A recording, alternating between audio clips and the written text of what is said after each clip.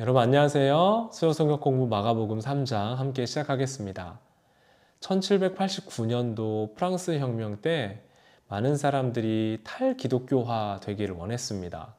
6일을 일하고 7일째 쉬는 것이 성경 또 기독교의 정신이라고 생각했는지 열을 일하고 하루 쉬는 5일째에는 반나절을 쉬는 방식을 채택했습니다. 이렇게 계산하면 한 달에 약 4.5일 정도를 쉬게 되는데요. 기존의 방식은 당시에는 일요일만 쉬었기 때문에 일주일에 하루, 그래서 한 달 4일 쉬는 방식이었습니다. 반나절을 더 쉴 수 있다고 생각하고 이렇게 되면 삶과 쉼의 리듬이 더 잘 완성될 거라고 기대했던 거죠. 그런데 실제로 사람들은 극심한 피로감을 호소했고요. 결국 12년 만에 원래의 방식대로 돌아가게 되었다고 합니다. 여러분, 하나님께서 인간을 만들어 놓으신 창조의 리듬이 바로 6일 일하고 7일째 쉬는 것이었기 때문에 그 리듬과 그 방식대로 살아갈 때 인간은 가장 인간답고 또 하나님의 질서와 리듬에 따라서 살 수 있는 것입니다. 오늘 본문에는 계속해서 2장에 이어서 예수님의 안식일 논쟁을 이어가고 있습니다. 예수님은 안식일이 사람을 위하여 있는 것이라고, 사람이 안식일을 위하여 있는 것이 아니라고 2장 27절에서 말씀하셨죠. 안식일은 누가 만드셨죠? 하나님이 만드셨습니다. 그래서 그 하나님이 만드신 이유와 목적을 잘 알 때 우리도 안식일의 의미가 무엇이고 어떻게 잘 지킬 수 있는지도 알게 될 텐데요. 성경 2장, 창세기 2장 2절에서 3절 말씀은 하나님이 안식하신 이유를 이렇게 설명합니다. 피곤하셔서가 아니라요, 하나님이 일을 멈추셨다, 그치셨다 라고 표현하는데 그 이유는 한 주간의 노동 이후에 반드시 인간에게 휴식이 필요했기 때문이고 그 피조물에 대한 배려로 하나님이 안식하신 거라고 표현합니다. 예수님이 안식일이 사람을 위해 있다고 말씀하신 이유는 이 하나님의 의도와 뜻을 따라서 하신 말씀이죠. 그런데 본문에서는요, 예수님을 대적하고 있는 사람들이 하나님의 목적과 인간의 고통 모두에 둔감해진 채로 예수님을 비방하고 또 예수님을 핍박하려고 하는 목적으로 예수님을 노려보고 있는 것을 볼 수 있습니다. 예수님은 인자가 안식일에도 주인이라고 말씀하셨죠. 이 완전한 인간의 모습으로 오셨기 때문에 예수님은 인간의 대표자로서 안식일의 의미가 무엇인지를 해석할 권한을 가지고 있다 말씀하신 겁니다. 오늘 본문 3장 4절을 보면 안식일에 선을 행하는 것과 악을 행하는 것, 생명을 구하는 것과 죽이는 것, 어느 것이 옳으냐라고 예수님이 말씀하십니다. 그들에게 물어보신 거죠. 그리고 이 손 마른 사람이라고 하는 아마 석궁으로 일했다고 전해져 내려오는 사람이 손을 다쳤기에 그 본래 직업과 일을 잃어버린 채 일도 삶도 인생도 안식할 수 없는 상태에 있었던 것을 볼 수 있습니다. 예수님은 그를 불러서 안식일에 그를 치유하고 고쳐주십니다. 그리하여 그가 정말 진정으로 안식할 수 있는 삶으로 그를 회복시켜 주신 거죠. 여러분, 이렇게 안식일의 본래의 정신, 의도에 따라서 예수님이 해석하신 것은 무엇이냐면요, 쉴 수 없고 만족할 수 없는 인간, 질주하던 인간, 삶에서 하나님을 잃어버리고 생명과 소망이 없는 채로 달려가던 인간에게 창조주를 기억하고 정말 참된 쉼과 회복의 자리로 불러주시고 회복시켜 주신 것입니다. 그래서 주일만큼은요, 이 세상의 질서와 방식이 아니라 하나님의 뜻과 방식과 요구대로 사는 삶을 살 수 있도록 우리를 치유하고 회복시켜 주시는 거죠. 예수님이 완성하신 그 생명의 방식을 확인하고 그 뜻대로 쉼과 일상 가운데서 하나님의 창조 방식대로 살아가야 되는 겁니다. 그것이 바로 예수님이 우리에게 오셔서 완성시켜 주시고 온전하게 해 주신 안식일의 참된 의미일 것입니다. 7절에서 우리 12절 말씀 보면요, 사람들이 몰려 들어와서 예수님이 고쳐주시고 예수님은 또 쉴 수 없어서 다른 곳으로 가시고 또 병들고 귀신 들린 자들을 계속해서 고쳐주시는 장면이 나옵니다. 그러면서 12절처럼 사람들에게 널리 알려지지 않도록 그들을 조용히 입단속시키고 또 비밀로 지키게 하시는 장면이 반복해서 나옵니다. 그 이유는 무엇이었을까요, 여러분? 앞서 한번 나눴던 것처럼요. 예수님은 인간에 대한 긍휼의 마음을 가지고 계셨습니다. 안식하고 평안할 수 없는 상태에 있는 자들을 향한 이 긍휼의 마음을 가지고 계셨어요.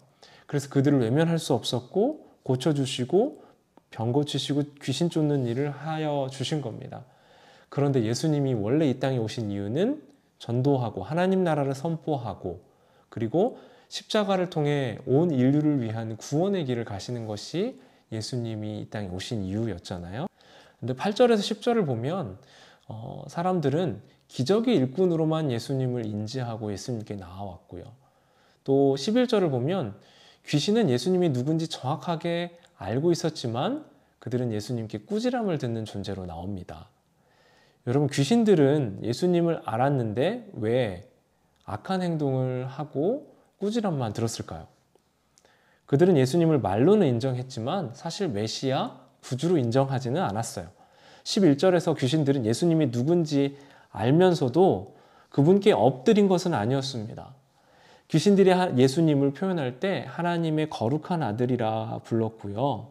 또 지극히 높으신 하나님의 아들, 하나님의 거룩한 자, 이런 표현들을 썼는데 귀신의 외침은 사람의 정확한 이름이나 특성을 알면 그를 지배할 수 있다라는 개념 때문에 예수님을 통제하고 그 힘을 박탈하려고 예수님을 그렇게 불렀던 겁니다. 본문 1장, 오늘 마가복음 1장 23, 24절을 보면 귀신이 우리가 당신과 무슨 상관이 있습니까? 라고 물었던 것도 사실은 예수님이 누구신지를 알지만 예수님의 때가 아직 되지 않았다는 걸 강조하기 위한 표현이었습니다. 자신을 심판하고 멸망시키러 왔지만 아직은 우리와 볼 일이 없다. 아직은 때가 안 되었다라는 것을 말하고 싶었던 겁니다. 그래서 귀신들이 주님, 선생님, 스승님 이렇게 부르지 않습니다. 그것은 오직 제자들과 예수님을 따르는 사람들만 부를 수 있는 겁니다. 여러분, 예수님이 누구신지를 안다고 하면서요, 도리어 그분의 힘을 이용하거나 권위를 빼앗아서 예수님을 조정하려고 하는 것은 바로 귀신, 사단들이 하는 일인 거죠. 그러니 여러분, 예수님은 우리의 지식도 아니고요, 암도 아니고 우리 삶에 실제 하시고 우리가 그분께 엎드리는 주님이실 때, 우리가 정말 신뢰하는 분이실 때 그분이 우리에게 능력이 되어주시고 우리를 이끄시고 인도해 주시는 분이 되어주실 겁니다. 예수님은 12절에서처럼 계속해서 자기를 나타내지 말라고 표현하셨어요. 사람들을 찾아오고 예수님께 왔을 때 예수님 거절하지 못하셨지만 예수님의 주된 사역을 위해서 그들에게는 비밀을 명하셨던 겁니다. 우리 13절에서 19절의 본문을 보면 예수님이 12제자를 세우시는 장면이 이어집니다. 능력 있는 사람들이 모여서 특별한 사람들이 된 것이 아니라요, 당대 일반적인 서민들을 예수님이 13절에 표현한 것처럼 자기가 원하는 자들을 부르셨다라는 표현으로 고백되고 있습니다. 12를 세우셨고 우리가 주목해 볼 표현은요, 자기와 함께 있게 하시고 또 보내사 전도도 하며 귀신을 내쫓는 권능도 가지게 하려 하심이러라 라고 표현합니다. 우리는 제자들을 생각할 때 먼저 권능, 힘, 능력부터 생각하지만 예수님의 부름은 인간의 생각과 달랐습니다. 먼저는 자기와 함께 있게 하셨고요, 그들을 통해서 도를 전하는, 진리를 전하는 전도를 하게 하셨고, 그리고 나서 권능을 갖게 해 주셨습니다. 우리가 제자와 권능 먼저 생각하지만요, 사실 그래서 능력과 우리의 어떠함을 먼저 생각하지만 사실 예수님은 우리의 부족함에도 불구하고 예수님과 함께 있는 것을 통하여 우리가 변화되고 예수님의 능력을 덧입어 전도하고 권능으로 예수님의 일을 할 수 있게 해 주신다고 말씀하였습니다. 예수님의 말씀을 따라가고 그분의 부르심에 합당한 삶을 살 때 우리에게는 그분의 일을 감당할 능력과 힘도 부여되는 겁니다. 계속해서 20절부터 35절까지 말씀을 보면요, 우리가 예수님의 가족이라는 큰 범주 안에서 본문을 이해할 때 내용이 잘 이해될 수 있습니다. 우리가 오해하기 쉬운 것은 어머니와 동생들을 박대했다라고 생각하기 쉬운데요, 사실 이 본문은 20절부터 21절 그리고 30절까지 긴 맥락 아래에서 이어서 31절을 보아야 이 본문의 의미를 잘 이해할 수 있습니다. 이 말씀은요, 20절부터 30절까지의 맥락과 연결해서 말씀을 봐야 되는데요. 20절에서 예수님이 집에 들어가시니 라는 표현이 나오죠. 그리고 나서 식사할 겨를도 없으셨다라는 본문을 볼 수 있습니다. 여러분, 이어서 예수님의 친족들은 그를 붙들러 나왔다. 이는 그가 미쳤다 하밀러라 라고 표현되어 있는데요. 이 본문은 예수님이 집에 들어가셨는데 사람들이 몰려 들어와서 예수님이 식사할 겨를도 없으셨다라는 이해에서부터 출발되어야 합니다. 예수님의 친족들이 이 이야기를 듣고 예수님을 붙들러 옵니다. 그 이유는 그가 미쳤다라는 건데요. 예수님이 자기를 돌보지도 않고 식사할 겨를도 없이 정신없이 사역에 매진하셨기 때문에 예수님이 미쳤다라고 오해했던 겁니다. 가족의 입장에서 예수님이 자기의 필요를 돌보지 않고 적절하게 자기 자신을 살피지 않은 채 종말론적이라고 표현할 수 있는 이 마지막 때처럼 사역하시는 모습을 보고 제대로 자지도 제대로 먹지도 못하는 예수님 모습을 보면서 친족 일부가 예수님을 붙잡아서 억지로 집으로 데려가려고 했던 겁니다. 여기에 덧붙여서 22절에 일부 종교 지도자들은 예수님이 귀신의 왕과 결탁해서 예수님이 귀신 쫓는 일을 한다라고 말했습니다. 그러자 예수님은 어떻게 그럴 수 있냐? 그럴 수 없다. 귀신의 힘으로 쫓아낸다는 건 있을 수 없다라고 말씀하셨고요. 또 27절 말씀을 보면요. 사람이 먼저 강한 자를 결박하지 않고는 그 강한 자의 집에 들어가 세간을 강탈하지 못하리니 결박한 후에야 그 집을 강탈하리라 라고 말씀합니다. 여기서 사람은 예수님을 비유하고요. 강한 자는 사탄, 그 집은 사탄에게 사로잡힌 이 세상을 말합니다. 예수님은요. 강한 자로 표현되는 이 세상의 주인 노릇하고 있는 그 사단의 악한 권세들을 다 무찌르고 난 후에 이 땅에 하나님의 나라와 통치가 회복될 것이다 라고 말씀하신 거예요.